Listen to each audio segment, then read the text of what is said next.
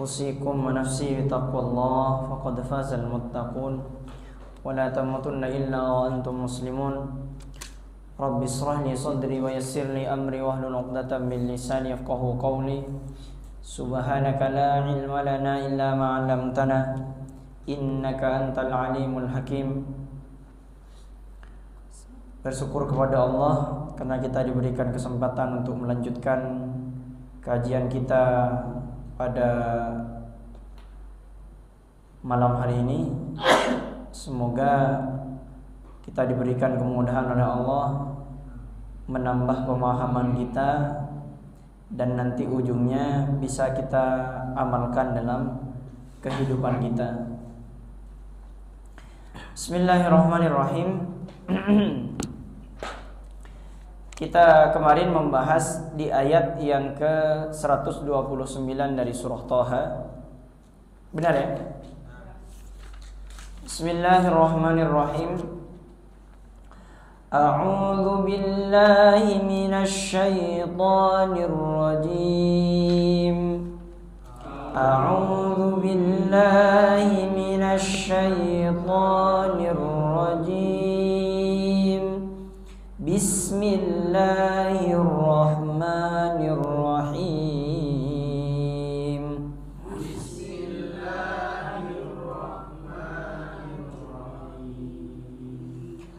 Walaula kalimatun sabaqat min rabbika lakana lizaman wa ajalun musamma.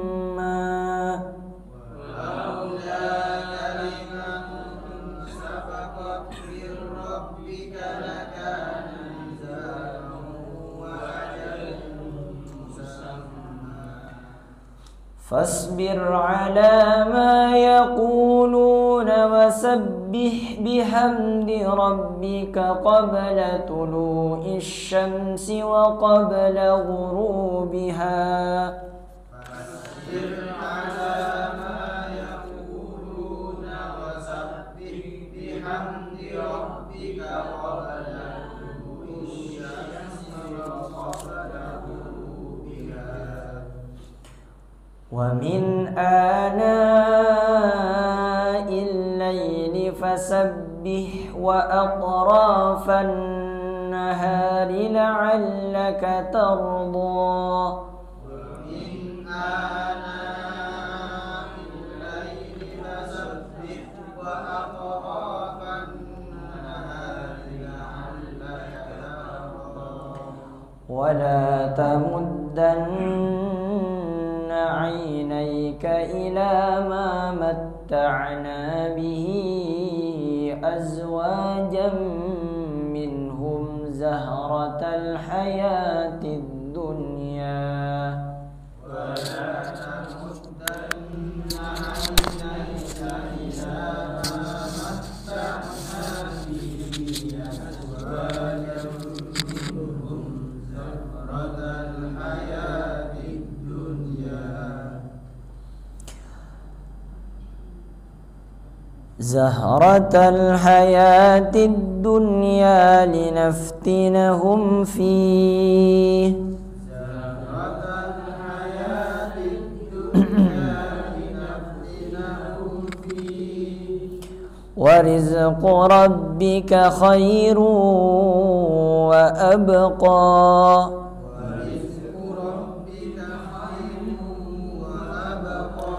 وأمر أهلك بالصلاة واصطبر عليها وأمر أهلك بالصلاة واصطبر عليها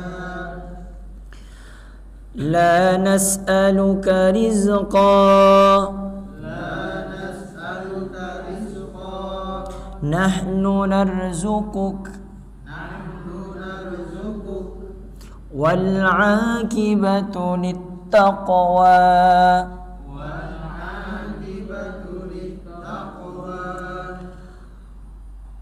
وقالوا لولا يأتينا بآية من ربه وقالوا لولا يأتينا بآية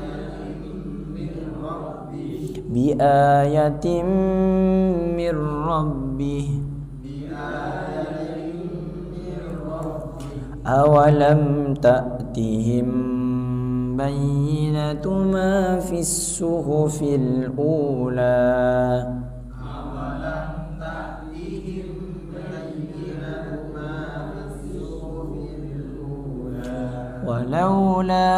walau anna ahlaknahum bi'adzabin min qablihi laqalu rabbana laula arsalta ilayna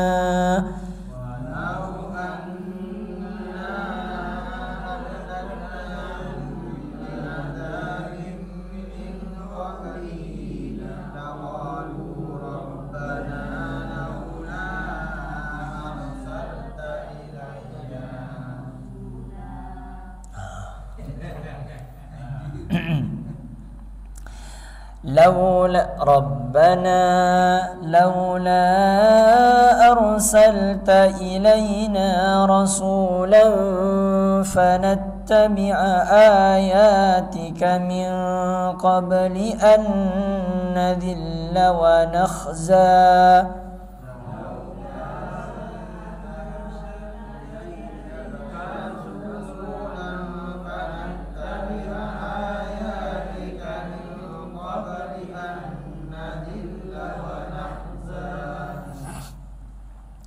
قل كل متربص فتربصوا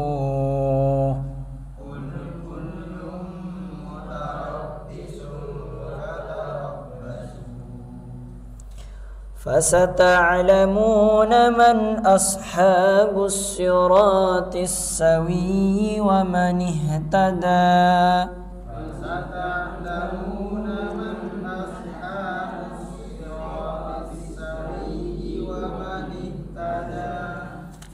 Nyampe ini. Bismillahirrahmanirrahim. Di ayat 129.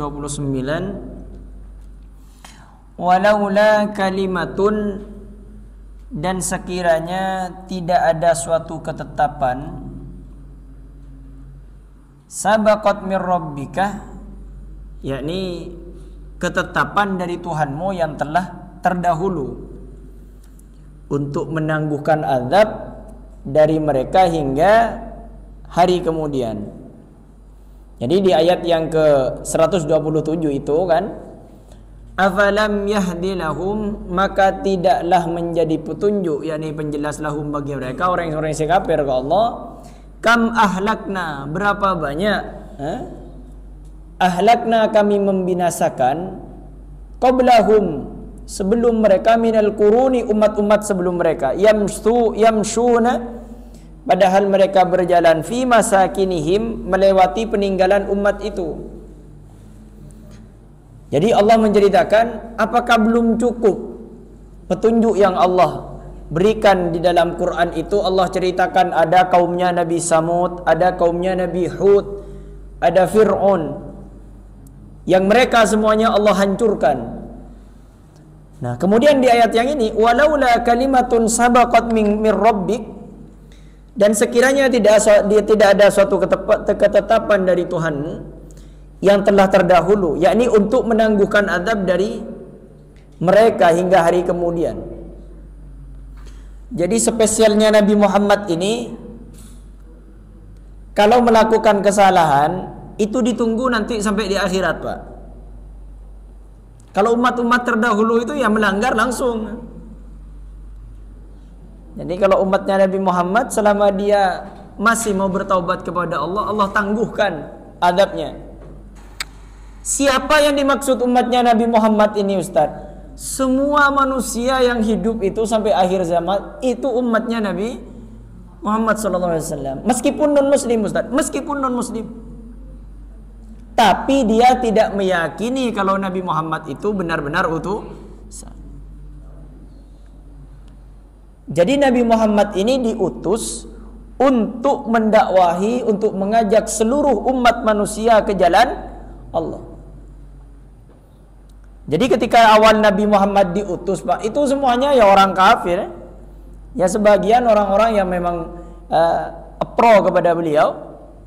Jadi beliau itu diutus bukan di lingkungan orang muslim waktu itu. Memang di lingkungan orang musyrik kepada Allah.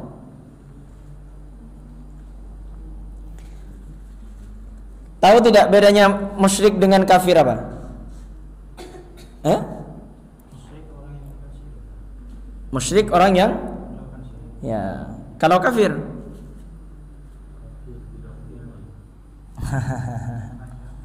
baik. Ini musyrik itu orang yang melakukan perbuatan syirik, itu musyrik namanya. Cuma di Indonesia ini karena keterbatasan bahasa mungkin ya.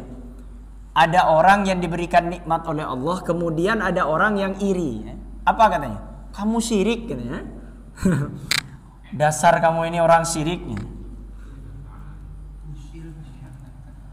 Kadang ada orang dibilang usil, dibilang syirik karena tidak paham. Yang dibicarakan apa, yang diungkapkan apa, tidak judul. Syirik itu berasal dari kata syarokah. Artinya syarokah itu bersekutu. Makanya nanti kalau di di bisnis itu ada namanya mudharabah dan musyarakah. Artinya usaha yang dikumpulkan bersama-sama itu musyarakah namanya. Jadi saya punya usaha, kita ini mau buat usaha. Saya mengumpulkan dana semuanya. Saya 50.000, Pak Rud, Pak Mahmudi 50.000, Pak Hamdan 50.000. Nah ini musyarakah namanya. Nah kenapa kok disebut orang musyrik waktu itu di Mekah itu? Karena mereka banyak tuhannya. Jadi Allah itu disekutukan.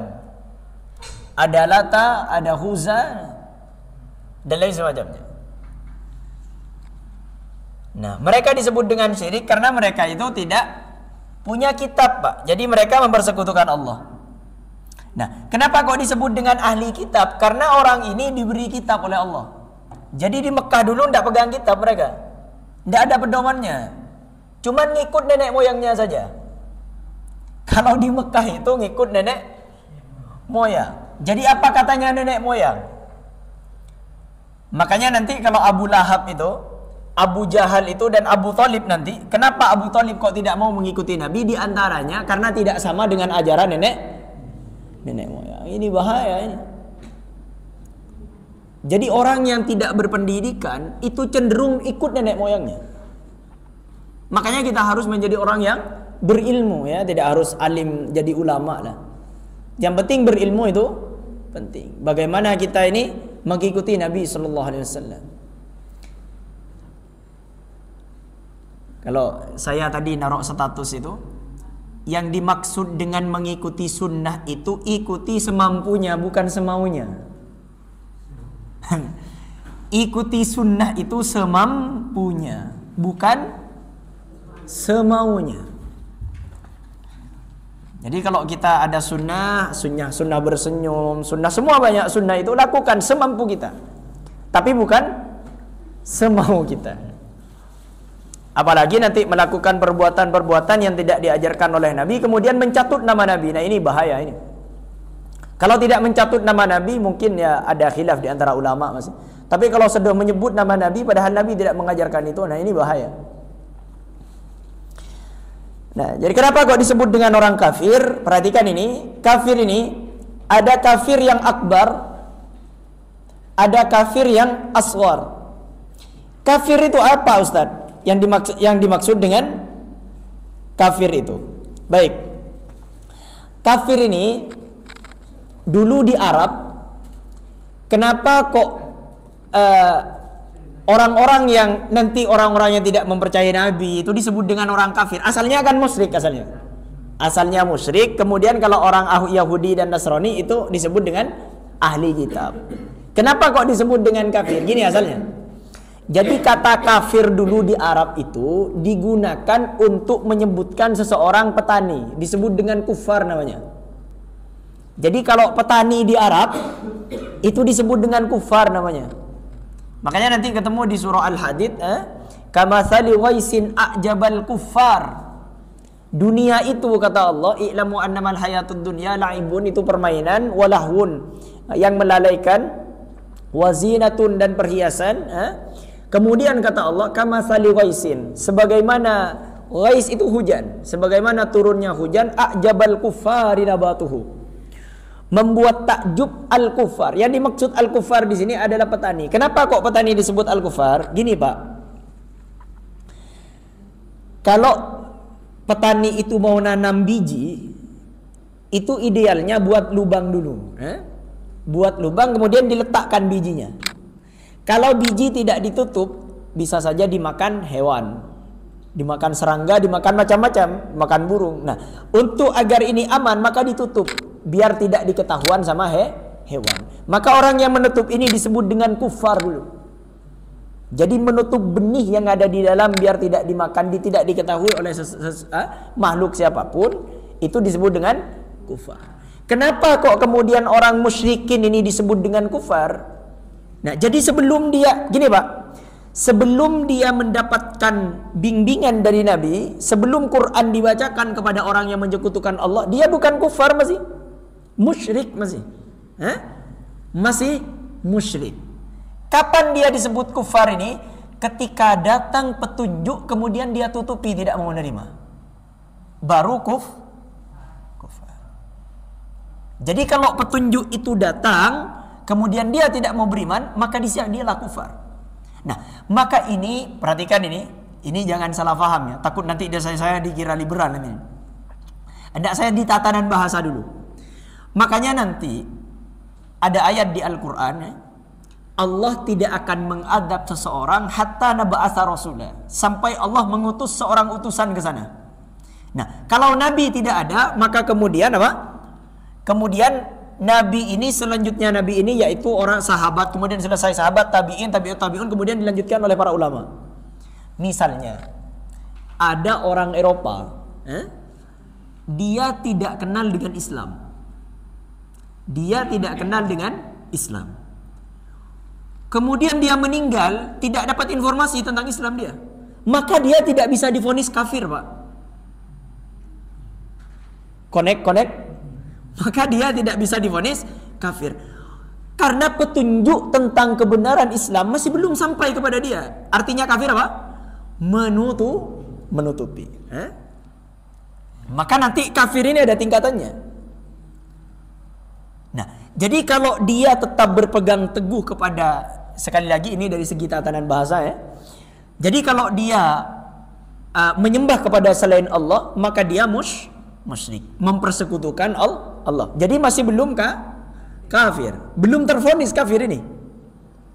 Nah, barulah ketika datang Islam kepada dia, informasi tentang Islam kepada dia, kemudian dia tidak menerima, maka dia Nah, ini juga masih dibahas oleh ulama itu. Tidak sembarangan kita memvonis orang itu kafir. Terkadang yang datang kepada dia itu bukan Islam, tapi orang Islam. Perhatikan, yang datang kepada dia itu bukan Islam, tapi orang. Betapa banyak orang Islam tapi tidak berkehidupan seperti Islam. Betapa banyak orang Islam tapi tidak berkehidupan seperti Islam. Dalam Islam itu, kalau kita dianiaya oleh orang lain, boleh membalas? Tidak boleh. Selama kita ini tidak mudarat kepada kita. Kalau dalam Islam kita dianiaya oleh orang lain, disuruh maafkan, menjaga diri boleh. Kalau kita dibuat marah oleh orang lain, boleh mencaci maki? Tidak boleh. Jadi terkadang yang datang informasi ke orang ini, Pak, itu bukan Islam, tapi hanya orang Islamnya saja yang tidak mempraktikkan Islam. Coba kalau ajaran Islam itu apa? Suruh murah senyum. Kalau dicaci maki sama orang disuruh jangan balas. Kalau ada orang salah disuruh diajak apa disuruh diejek? Diajak. Kalau orang salah versi Islam itu diingat, dicintai atau dicaci maki? Dicintai, ya. Jadi terkadang yang datang kepada orang ini informasi tentang orang Islamnya, bukan Islamnya. Itu bahkan kemarin itu ada saya baca, ada seseorang yang minta kepada Allah, dia orang Islam tapi ahli maksiat. Sampai dia mengatakan, aku perindu neraka. Nah, kenapa kok dia mengatakan perindu neraka? Karena orang-orang yang mengatakan dia ahli surga senang memvonis neraka. Dia ingin masuk neraka. Kenapa? Karena tak sudi bertetangga dengan orang yang mengatakan dirinya surga. Kenapa? Sosialnya buruk orang ini, Pak. Dia ahli sholat, ahli ke masjid, cuman kikir pada orang. Ketemu sama orang, bid'ah, neraka katanya. Jadi katanya orang yang bermaksiat ini, kamu berarti masuk surga? Iya, ya amit-amit saya ketemu sama kamu. Jadi dia tidak mau masuk surga gara-gara takut ketetangga sama orang yang ngaku Islam, yang ngaku surga ini. Padahal ajaran Islam bukan seperti itu.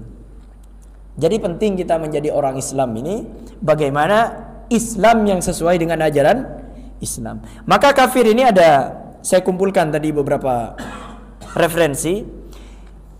Kafir itu ada kafir akbar, Pak. Ada kafir aswar. Kafir akbar ini kafir yang besar. Nah, kemudian kafirnya ini dibagi menjadi 5. Yang pertama kafir juhud namanya, mengingkari kebenaran.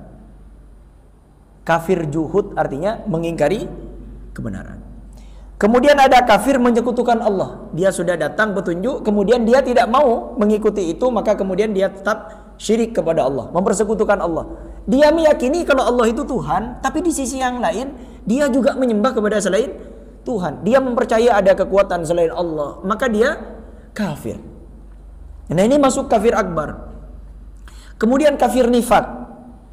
Kemudian kafir istihza namanya. Kafir istihza ini mengelok-ngelok agama. Hendak usah sholat itu tidak penting, ngapain sholat? Tak kira kesuki. Ini masuk kafir ini. Kalau menyepelekan seperti ini.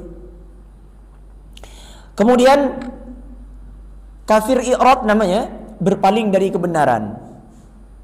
Di antaranya nanti yang kafir berpaling dari kebenaran dan mengingkari kebenaran itu adalah iblis.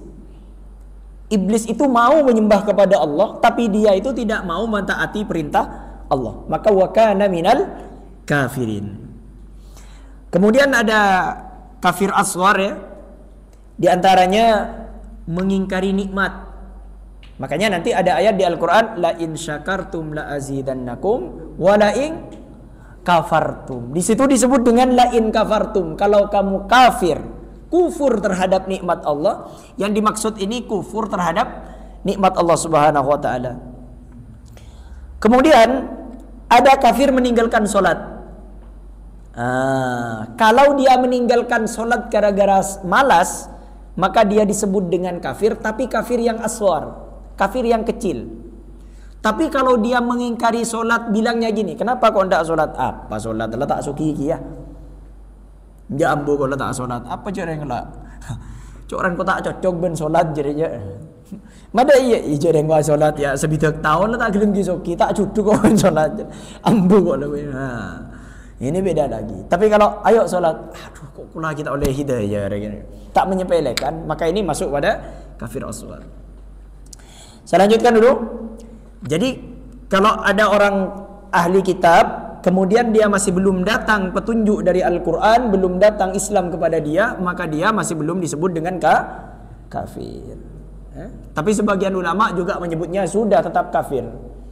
Nah, kalau saya lebih cenderung kepada ulama yang tidak terlalu ekstrim ya.